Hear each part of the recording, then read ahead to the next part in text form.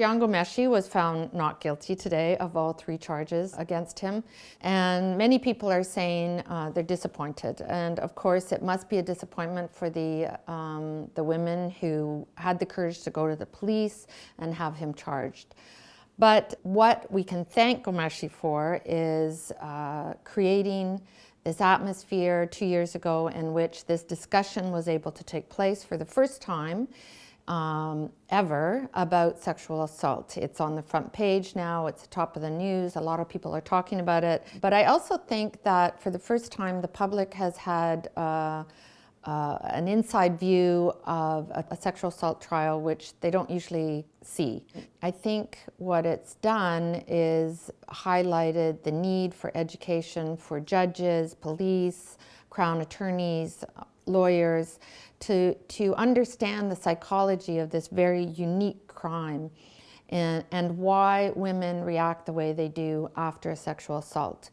And I believe my feeling is that when you've been sexually assaulted by a friend, a relative, a lover, someone you know, it's very hard to admit to yourself that somebody that you loved and respected would treat you in this way and hurt you in such a deep, profound way. So we tend to deny it, we tend to question our own behavior, to blame ourselves, and to try to smooth things over and continue the relationship in some way or normalize the relationship so it isn't as painful.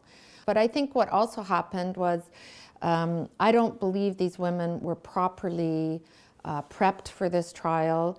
I think if the Crown and the police had properly done their jobs in this case, you know, this last minute evidence of the emails and photos and so on wouldn't have come out of left field, thus destroying the credibility of the women.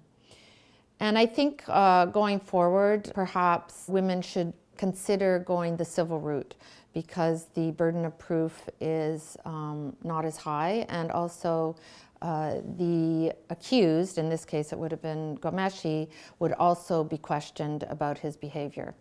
Of course, in the criminal court, nobody has, no accused can be forced to testify in their own defense, which of course is what happened here.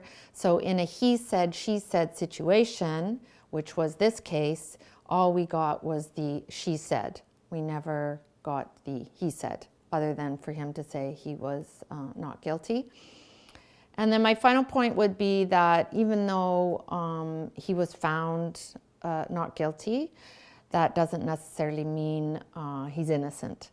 And just because the burden of proof is so high and he has to be found guilty beyond reasonable doubt, that doesn't necessarily mean that even though from a legal standpoint he's been acquitted, he may not be as innocent as that.